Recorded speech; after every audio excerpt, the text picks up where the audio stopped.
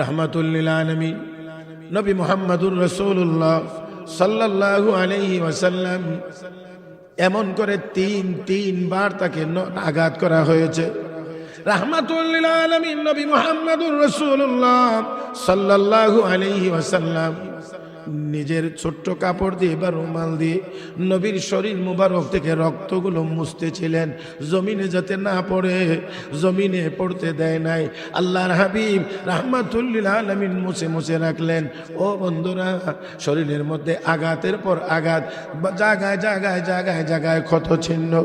এই ক্ষত চিহ্ন এক পর্যায়ে গিয়ে একটা সময় গিয়ে যদিও শুকিয়ে গিয়েছিল, ছোট ছোট দাগগুলো নবীর সুন্দর দেহ মুবারকে রয়েছিল। আম্মা আয়েশা সিদ্দিকা রাদিয়াল্লাহু তাআলা আনহা একদিন জিজ্ঞেস করলেন, নবী গো, আপনার এই সুন্দর দেহ মুবারকে এই কালো কালো দাগগুলো কিসের দাগ, কি দাগ দেখা যায়? আল্লাহর নবী বলেন, আয়েশা আবার প্রশ্ন করো না, এই প্রশ্নটা করে আমার নিবানো আগুন তুমি আবার জ্বালিয়ে দিও না। রে আয়েশা, দ্বীনের দাওয়াত নিয়ে, কালেমার দাওয়াত নিয়ে তায়েফে গিয়েছিলাম বড় আশা করে, আর তারা আমাকে এমন ভাবে আঘাত করেছিল, যদিও আঘাতগুলো শুকিয়ে গেছে কিন্তু আমার শরীরে এখনো সেই চিহ্নগুলো রয়ে গেছে। ও আয়েশা, আমার এই কষ্ট, আমার এই নির্যাতন সব আমি সহ্য করেছি আমার উম্মতের নাজাতের জন্য আল্লাহ রাব্বুল আলামিনের ব্যাংকে জমা রেখেছি। আল্লাহর হাবিব রাহমাতুল লিল আলামিন বড়ই কষ্ট করলেন। আমার বন্ধুরা, আমি আগেই বলছি, লম্বা করে বলা আমার উদ্দেশ্য না। আল্লাহর হাবিব রাহমাতুল লিল আলামিন তারপরে এখান থেকে রক্তাক্ত হয়ে বারবার আঘাতের পরে একটা সময় গিয়ে আল্লাহর নবী উতবা সাহেবার একটা আঙ্গুরের বাগানের নিচে গিয়ে বসলেন। অতঃপর বসে আল্লাহর নবী আল্লাহ রাব্বুল আলামিনের কাছে এমন করে দোয়া করতেছিলেন, এমন করে কান্নাকাটি করতেছিলেন, ইতিহাসে লেখে আল্লাহর নবীর এত হৃদয় নিংড়ানো দোয়া আর কোনোদিন হয় নাই। ও বন্ধুরা, আল্লাহর নবীর ওই দিনের ওই ভাঙ্গা হৃদয় নিয়ে আল্লাহর কাছে যেই দোয়া করেছিলেন, আল্লাহ রাব্বুল আলামিন মূলত ওই দোয়ার বরকতেই ইসলামের বিজয়ের দ্বার আল্লাহ খুলে দিয়েছিলেন। ফালা মুদিল্লা লাহু ওয়া মান ইউদ্লিলহু ফালা হাদিয়া লাহু ওয়া নাশহাদু আন লা ইলাহা ইল্লাল্লাহু ওয়াহদাহু লা শারীকা লাহু ونشهد أن سيدنا وسندنا وحبيبنا ومولانا محمدا عبده ورسوله الذي أرسله بالحق بشيرا ونذيرا وداعيا إلى الله بإذنه وسراجا منيرا صلى الله تعالى عليه وعلى آله وأصحابه وبارك وسلم تسليما كثيرا. أما بعد، فأعوذ بالله من الشيطان الرجيم. بسم الله الرحمن الرحيم. سبحان الذي أسرى بعبده ليلا من المسجد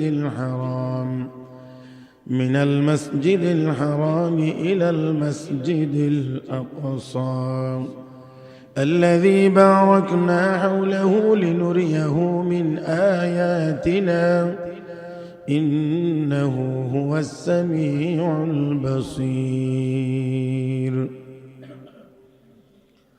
آمنت بالله، صدق الله مولانا العظيم، وبلغنا رسوله النبي الأمي الكريم، ونحن على ذلك لمن الشاهدين والشاكرين، والحمد لله رب العالمين.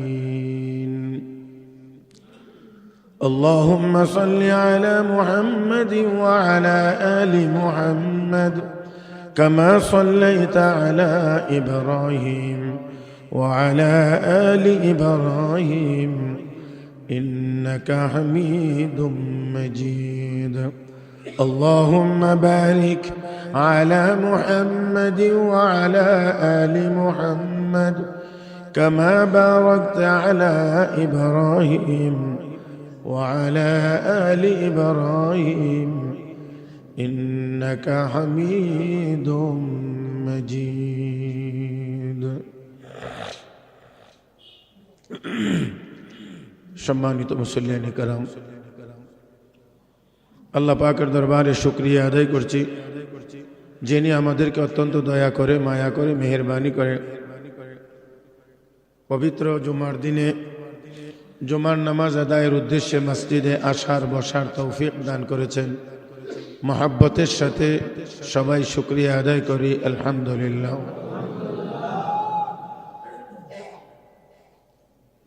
সূরা বনি ইসরাঈলের প্রথম আয়াত তেলাওয়াত হয়েছে চলমান যে চাঁদ চন্দ্রমাস এই চাঁদের নাম রজব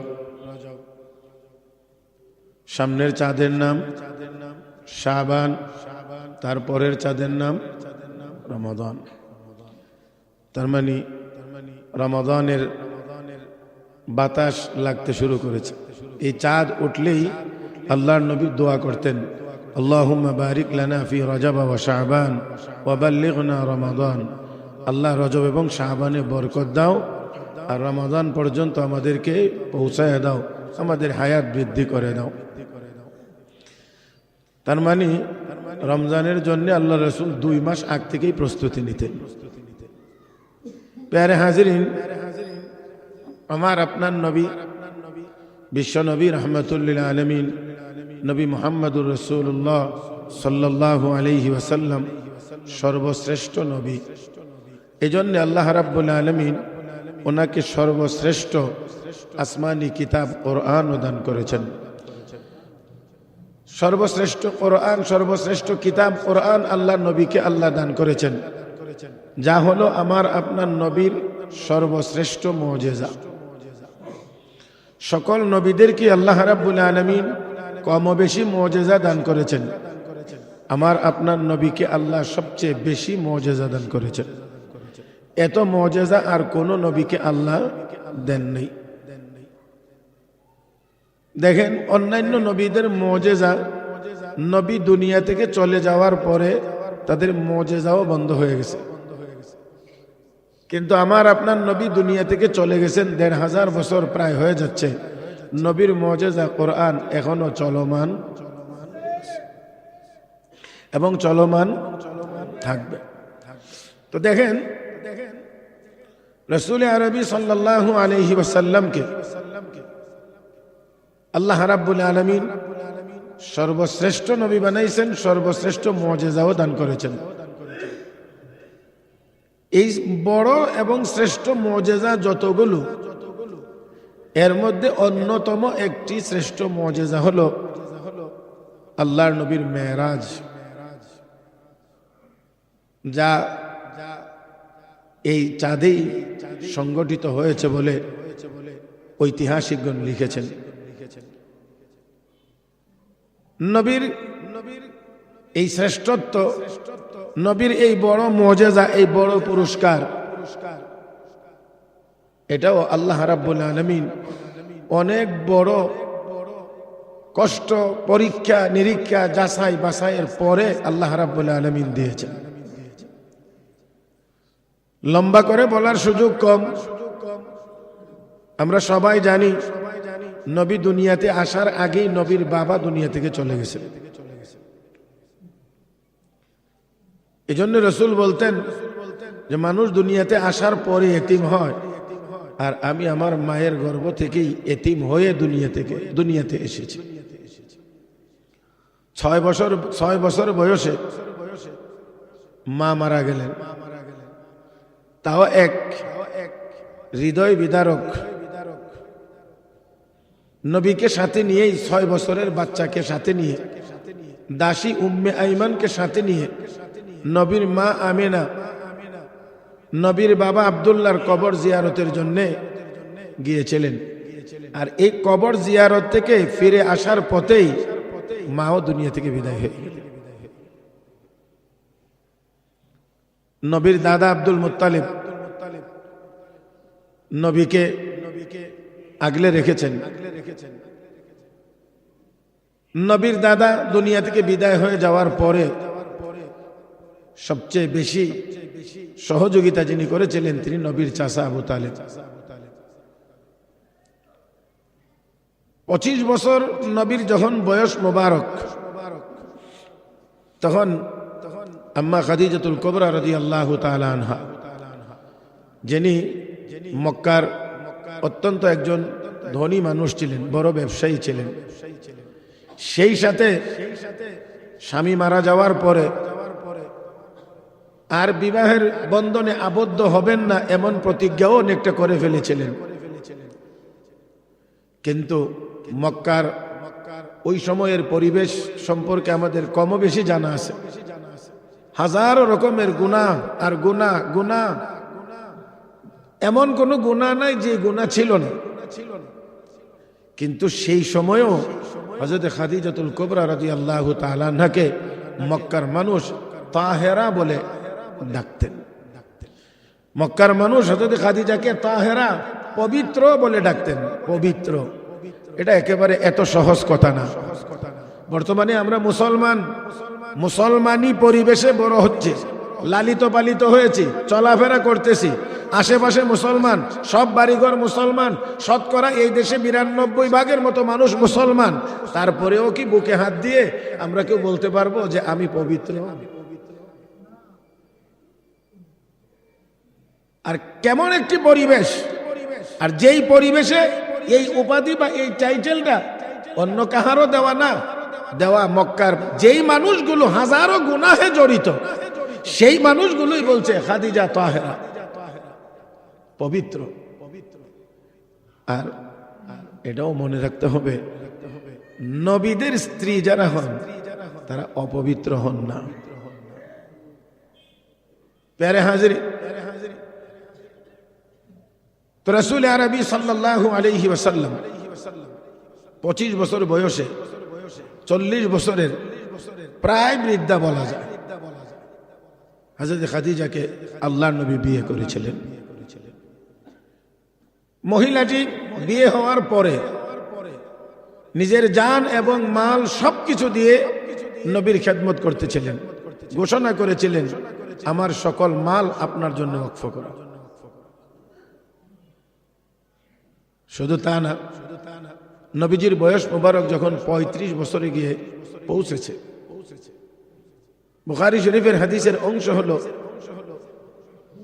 যে আল্লাহর নবীর নিকটে তখন একাকিত্বকে আল্লাহ প্রিয় করে দিলেন।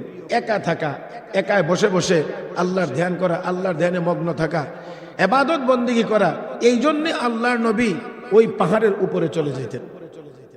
এই পাহাড়ের উপরে চলে যাইতেন। আম্মা খাদিজাতুল কুবরা রাদিয়াল্লাহু তাআলা আনহা নবীর জন্য খাবার তৈরি করে, এই খাবার এই মহিলা ওই পাহাড়ের উপরে, যা জমিন থেকে প্রায় 2500 ফিট উচ্চতায়, জমিন থেকে প্রায় 2500 ফিট উচ্চতায় যে পাহাড়ের গুহা, সেখানে আম্মা খাদিজা নিয়ে নবীকে খানা পৌঁছিয়ে দিয়ে আসতেন। এখন তো ওই পাহাড়গুলোতে ওঠার একেবারে খুব বেশি ভালো রাস্তা না হইলেও মোটামুটি একটু একটু রাস্তা করে দেওয়া হয়েছে, যেহেতু মানুষ যাইতে চায়, সেজন্য একটু রাস্তার ব্যবস্থা আছে। কিন্তু হযরত খাদিজা যখন যাইতেন তখন তো রাস্তার কোনো নাম ঘেরানো ছিল না, নিয়ে যাইতেন। দেখেন, একদিক থেকে চাচা আর একদিক থেকে খাদিজা, দুজনের ইন্তেকাল 3 দিনের ব্যবধানে হয়েছে। মাত্র 3 দিনের ব্যবধানে হয়েছে। নবীর চাচা হারাইলেন, হযরত খাদিজাকে নবী হারাইলেন। রাহমাতুল লিল আলামিন হযরত খাদিজাকে অত্যন্ত বেশি ভালোবাসতেন, মহব্বত করতেন। নবীর জীবনে হযরত খাদিজার ইন্তেকালের পরে নবীর আরো অনেক স্ত্রী ছিলেন, আম্মা আয়েশা সিদ্দিকা রাদিয়াল্লাহু তাআলা আনহাকে নবী অতি আদর করে হুমায়রা বলে ডাকতেন। সুন্দরী ছিলেন, লাল বর্ণের সুন্দরী ছিলেন, এই জন্যে রাসূল হুমায়রা বলে ডাকতেন। কিন্তু সেই আয়েশা সিদ্দিকা একদিন বলছেন, ইয়া রাসূলুল্লাহ, আপনার এতগুলো স্ত্রী জীবিত থাকা অবস্থায়ও আপনি আপনার সেই মৃত স্ত্রীর কথা বারবার স্মরণ করেন। রাহমাতুল লিল আলামিন তখন আবেগ আপ্লুত হয়ে বলছিলেন, আয়েশা, তোমরা তো সবাই আমার সুখের দিনের স্ত্রী, আর আমার খাদিজা ছিল আমার দুঃখের দিনের স্ত্রী। যার কারণে আমাদের খাদিজার ইন্তেকালে আল্লাহর নবী চোখের পানি ছেড়ে কাঁদছিলেন আর বলছিলেন, আল্লাহ, দুনিয়ার জীবনে কিছু সময়ের জন্য আমি আমার খাদিজাকে হারাইলাম, আল্লাহ হাসরের দিন যেন আমি আমার খাদিজাকে না হারাই। তো যাই হোক, রাসূল আরবি সাল্লাল্লাহু আলাইহি ওয়াসাল্লাম এই বছরটাকে সুখের বছর ঘোষণা করেছিলেন। কারণ চাচাও চলে গেছে, খাদিজাও চলে গেছে। এই কষ্টের ভিতর দিয়েও রাহমাতুল লিল আলামিন নবী মুহাম্মদুর রাসূলুল্লাহ সাল্লাল্লাহু আলাইহি ওয়াসাল্লাম মক্কার মানুষদের পক্ষ থেকে আশানুরূপ কালেমা গ্রহণের অবস্থা না দেখে নবী খুব চিন্তিত এবং পেরেশান হয়ে গিয়েছিলেন। কথা মনে রাখতে হবে, নবীরা দুনিয়াতে আগমন করেছেন মানুষগুলোকে আল্লাহওয়ালা বানানোর জন্য। একটু মহব্বতের সাথে বলেন, সকল নবীদের আগমন মানুষগুলোকে আল্লাহমুখী করার জন্য। যখন মানুষ আল্লাহমুখী হয় না, তো নবীদের কলবের ভিতরে এক প্রকার অস্থিরতা কাজ করে। আমার কি দাওয়াতের মধ্যে কোনো ত্রুটি হচ্ছে? আমার দায়িত্ব পালনে কি কোথাও ত্রুটি হচ্ছে? রাহমাতুল লিল আলামিন এমনই গভীর চিন্তার মধ্যে পড়ে যাইতেন। মানুষ কেন এত সুন্দর কালেমার দাওয়াত গ্রহণ করে না? ইসলামের দিকে কেন মানুষ ধাবিত হয় না? রব্বে করিম সান্ত্বনা দিয়ে বলতেন, ফালা আল্লাকা বাখিউন নাফসাকা আলা আসারিহিম ইল্লাম ইউমিনু বিহাযাল হাদিসি আসাফা। হাবিব, আপনি কি ধ্বংস হয়ে যাবেন? নিজেকে নিজে ধ্বংস করে দিবেন? তারা ঈমান আনে না, সে আফসোস করে। ফাযাক্কির ইন্নামা আনতা মুযাক্কির লাস্তা আলাইহিম বিমুসাইতির। হাবিব, আমি আল্লাহ আপনাকে দারোগা বানায়া পাঠাই নাই যে লাঠি ডান্ডা পিটায়া আপনি তাদেরকে ঈমানদার বানাইতে হবে। বরঞ্চ আপনার দায়িত্ব হলো আপনি হকের দাওয়াত তাদের কাছে পৌঁছায়া দেন। ওয়ামা আলার রাসূল ইল্লাল বালাগ। নবীদের দায়িত্ব হলো পৌঁছায়া দেওয়া, আপনি পৌঁছায়া দেন, তারপরের বিষয় আপনার না। ইন্নাকা লা তাহদি মান আহবাবতা ওয়ালাকিন্নাল্লাহ ইয়াহদি মান ইয়াশা। আপনি যাকে চাইবেন হেদায়েত দিতে পারবেন না, হেদায়েত আমি আল্লাহ যাকে চাইবো তাকে দেব।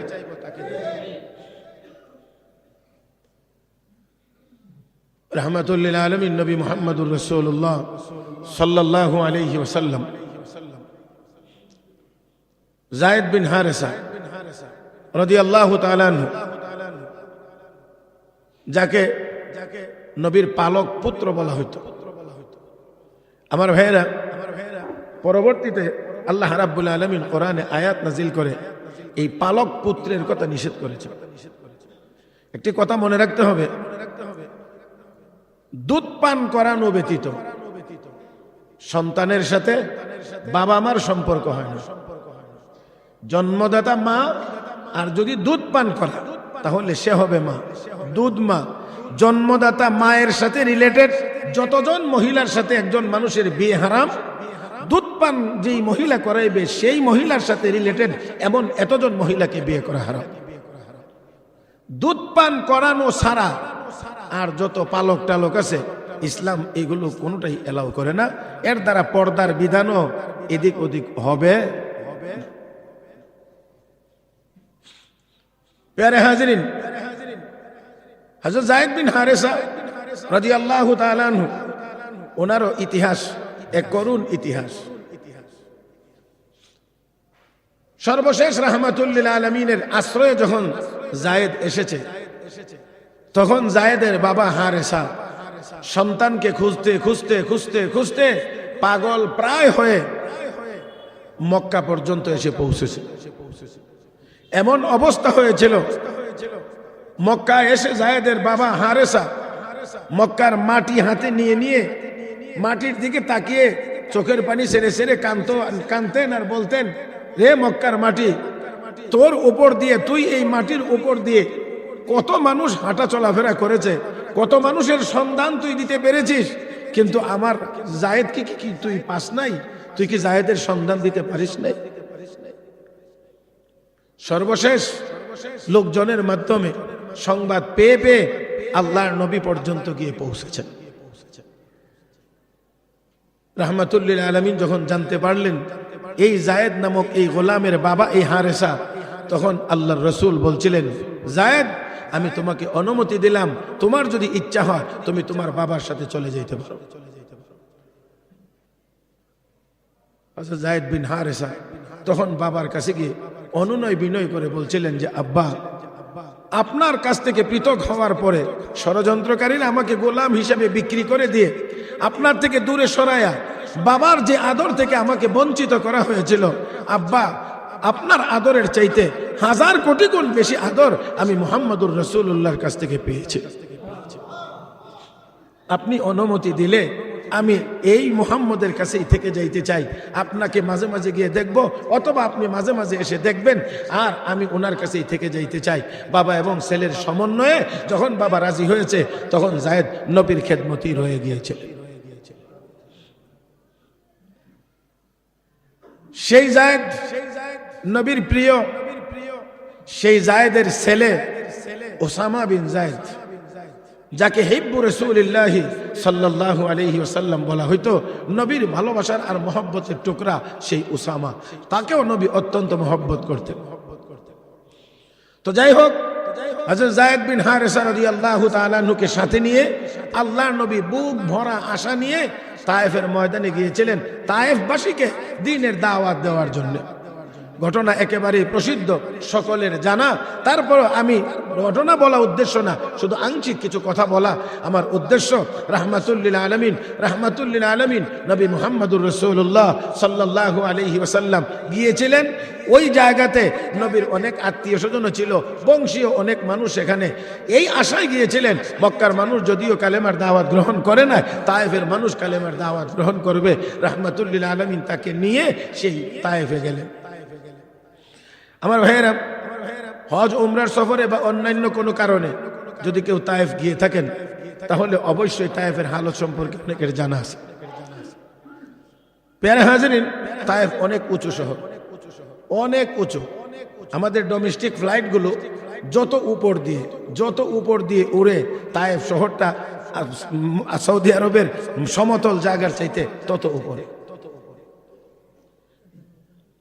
প্রায় 15,000 ফিট উচ্চতা। রাহমাতুল্লিল আলামিনের সময়ে এখনকার মতো এমন রাস্তা ছিল না। সব গাড়ি, সৌদি আরবেরও সব গাড়ি তায়েফে যাইতে রাজি হয় না। এখানে গাড়িও ভালো লাগে, চালকও দক্ষ লাগে। এই পাহাড় ঘুরাইয়া আপনার মানে ওঠার সময় একরকম অবস্থা, আর নামার সময় আরেক রকম অবস্থা। আপনার কাছে কিরকম মনে হবে যখন আপনি উপর থেকে গাড়ি দিয়ে নামবেন আর নিচের গাড়িগুলো দেখবেন, বাতিগুলো জ্বলতেছে দেখবেন, তখন আপনার কাছে মনে হবে যে বিমান ল্যান্ড করতেছে। আবার এই রাস্তা ছাড়া আর একটা রাস্তা আছে যেটা দিয়ে সাধারণত বাস চলাচল করে। তো যাই হোক, আল্লাহর হাবিব রাহমাতুল্লিল আলামিন সেখানে গেলেন। সর্বপ্রথম 3 জন নেতার সাথে সাক্ষাৎ হয়েছে। নবী তাদেরকে গিয়ে বললেন, আমি আল্লাহর নবী, তোমরা এই মূর্তি পূজা ছেড়ে এক আল্লাহর ইবাদত করো। তোমরা বলো লা ইলাহা ইল্লাল্লাহু মুহাম্মাদুর রাসূলুল্লাহ। এই কথা বলা মাত্রই 3 লিডারের প্রতিক্রিয়া এক একজনেরটা এক এক রকম। একজন বলতে আছে, ও আল্লাহ, তোমাকে নবী বানাইছেন, আল্লাহ নবী বানাইবার জন্য এতিম একজন ছেলে ছাড়া কোনো বাপওয়ালা সন্তানকে পাইল না নবী বানাইতে, তোমার মতো একজন ইয়েতিম রে আল্লাহ নবী বানাইছে। আরেকজন বলতে আছে, তোমার মতো এমন অসহায় দরিদ্র একজন মানুষকে আল্লাহ নবী বানাইছে, আর কোনো সচ্ছল মানুষ খুঁজে পাইল না। 3 নাম্বার ব্যক্তির প্রতিক্রিয়া হলো, তোমার সাথে আমি কোনো কথাই বলতে রাজি না। নাউজুবিল্লাহ। তোমার সাথে আমি কোনো কথাই বলতে রাজি না। কেন? যদি তুমি সত্য নবী হয়ে থাকো তাহলে তোমার কথা না মানলে বিপদ আছে, আর যদি তুমি মিথ্যাবাদী হয়ে থাকো তো তোমার মতো মিথ্যাবাদীর সাথে আমি কোনো কথা বলতে চাই না। এতটুকু পর্যন্ত বলে যদি শেষ করে দিত তাও হইতো, কিন্তু এই তিনোটা ছিল বড় দুষ্ট। আল্লাহ, এখানে যদি একটু কথা বলি কষ্ট পাবেন কিনা জানি না। ইসলামের বিরোধী সব সময়, সব নবীর সময়ে ইসলামের বিরোধী ছিল যারা, তারা ছিল মালদার এবং নেতৃত্বের পর্যায়ে লোক যারা, তারা সব নবীর সময় ইসলামের বড় বড় দুশ্মন ছিল বড় বড় নেতারা আর বড় বড় মালদারেরা, আর নবীর সঙ্গী হয়েছিল সবচেয়ে গরিব মানুষেরা।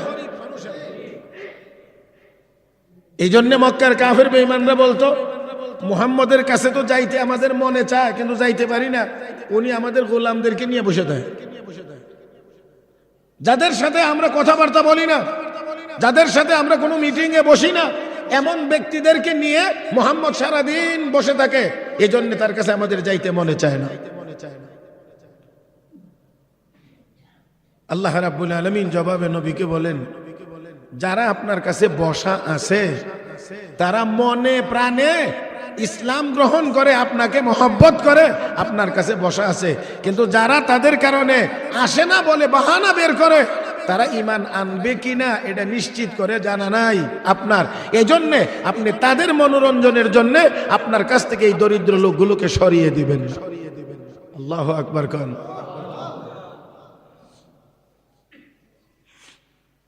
প্যারে হাজিরিন, এই তিন দুষ্ট এই তায়েফের যুবকদেরকে, তরুণদেরকে আমার নবীর বিরুদ্ধে লেলিয়ে দিয়েছিল, পাথর মারা হয়েছিল। রাহমাতুল লিল আলামিন নবী মুহাম্মদুর রাসূলুল্লাহ সাল্লাল্লাহু আলাইহি ওয়াসাল্লামকে তারা নির্দয়ভাবে পাথর নিক্ষেপ করতে শুরু করেছে। যায়েদ বিন হারেসা নবীকে বাঁচানোর জন্য একবার এদিকে যান, তো জালেমরা এদিক দিয়ে পাথর মারে, তো এদিক দিয়ে যান তো আরেক দিক দিয়ে পাথর মারে। হযরত যায়েদ বিন হারেসা রাদিয়াল্লাহু তাআলা রক্তাক্ত হয়েছেন, নবীকে বাঁচানোর সর্বাত্মক চেষ্টা করেছেন, কিন্তু যেখানে শত শত যুবক বা 50 জন বা 100 জন যুবক, সেখানে একজন কেমন করে সব দিক সামাল দিবে। হযরত যায়েদ বিন হারেসা রক্তাক্ত, রাহমাতুল লিল আলামিন রক্তাক্ত।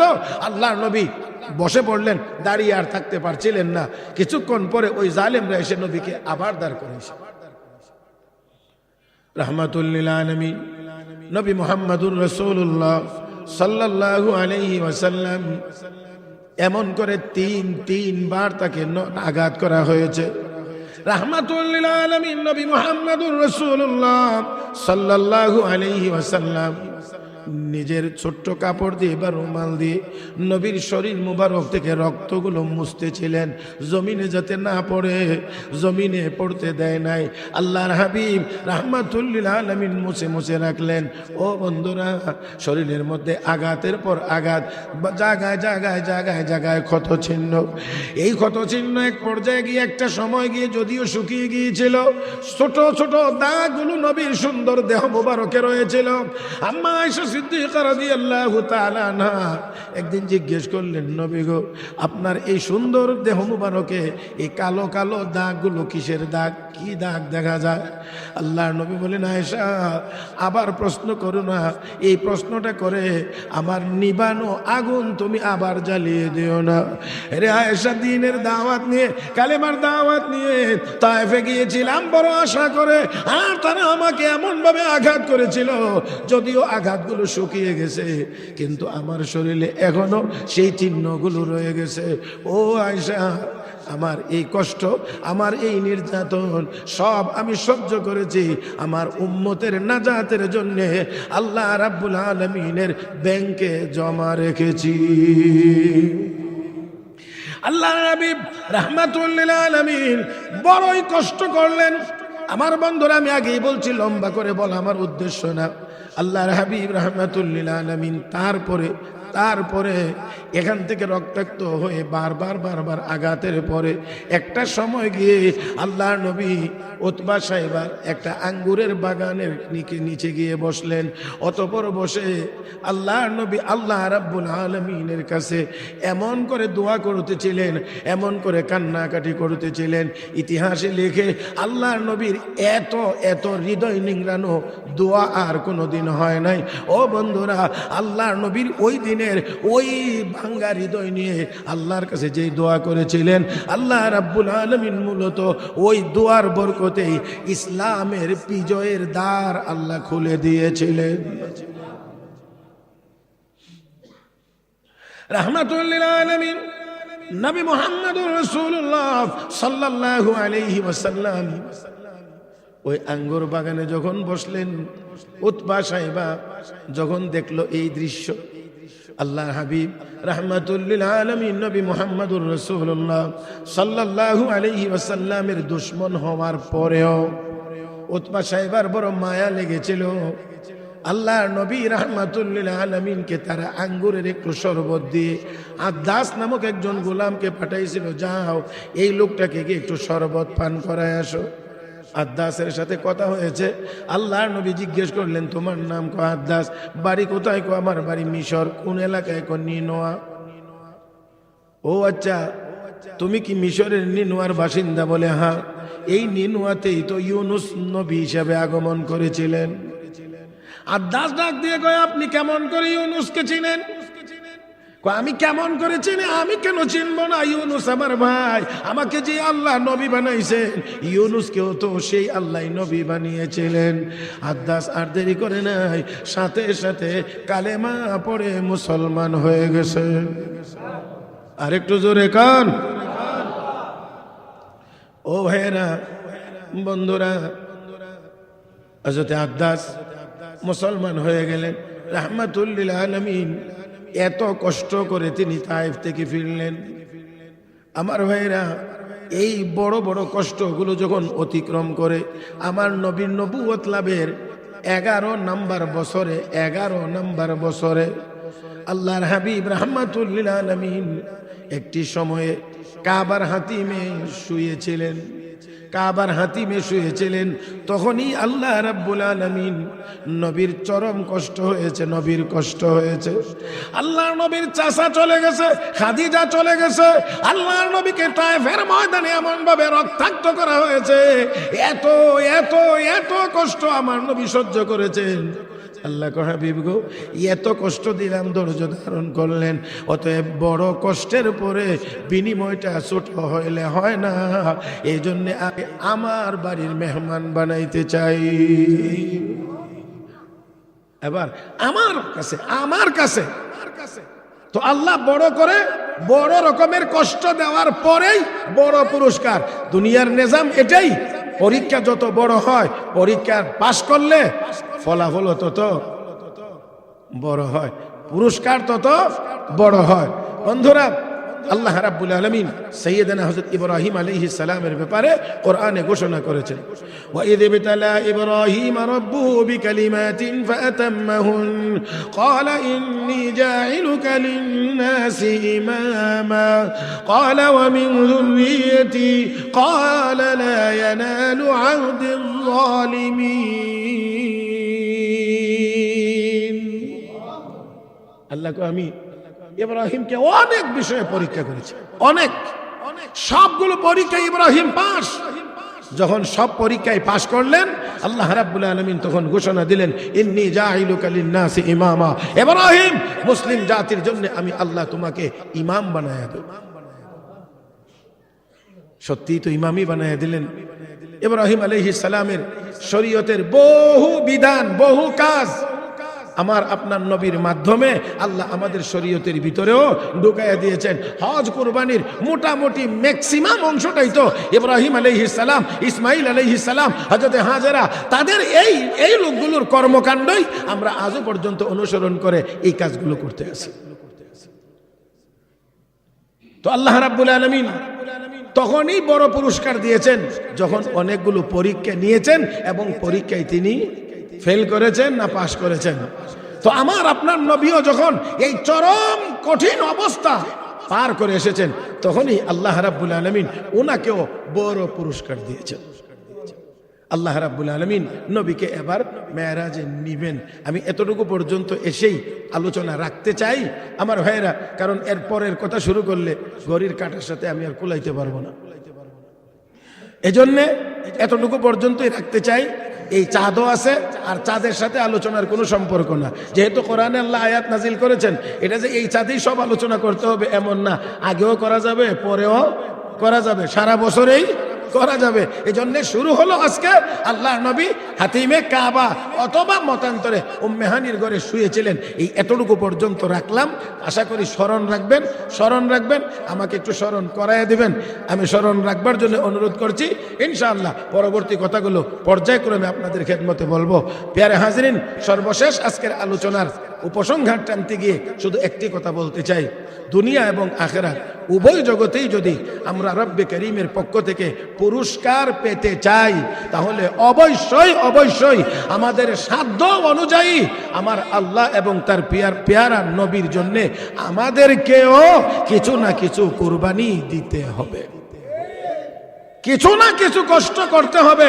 ইবাদতের কষ্ট, গুনাহ থেকে বেঁচে থাকার কষ্ট, লোভ লালসা থেকে ফিরে থাকার কষ্ট, অন্যায় অপরাধ থেকে বেঁচে থাকার কষ্ট, অন্তত এই কষ্টগুলো যদি করা যায় তাহলে অবশ্যই দুনিয়াতেও সম্মান পাওয়া যাবে, আখিরাতেও সম্মান পাওয়া যাবে। রব্বে করিম আয়াতে ঘোষণা করেছেন, মান আমিলা সালিহাম মিন যাকারিন আও উনসা ওয়া হুয়া মুমিন ফালানুহইয়ান্নাহু হায়াতান তাইয়্যিবা ওয়া লানাজজিয়ান্নাহুম আজরাহুম বিআহসানি মা কানু ইয়ামালুন। পুরুষ হও আর মহিলা হও, ঈমান আনার পরে যদি নেককার হতে পারো, আমি রব ঘোষণা দিলাম তোমাকে দুনিয়ার জীবনে হায়াতে তৈয়বা, পবিত্র জীবন, শান্তিময় জীবন, বরকতময় জীবন আমি আল্লাহ দান করব, পরকালে আমি আল্লাহ জান্নাতের মেহমান বানাইব। তাই আসুন, সম্মান যদি পেতে হয় তাহলে অবশ্যই ত্যাগ আর কোরবানি আমাদেরও লাগবে, কিছু কষ্ট আমাদেরও করতে হবে। আল্লাহ আমাদের সবাইকে তৌফিক দান করুন, আমিন ইয়া রাব্বাল আলামিন। সুবহানাকাল্লাহুম্মা বিহামদিক আশহাদু আল লা ইলাহা ইল্লা আনতা আস্তাগফিরুকা ওয়া আতুবু ইলাইক ওয়া আখিরু দাওয়ানা আনিল হামদুলিল্লাহি রাব্বিল আলামিন।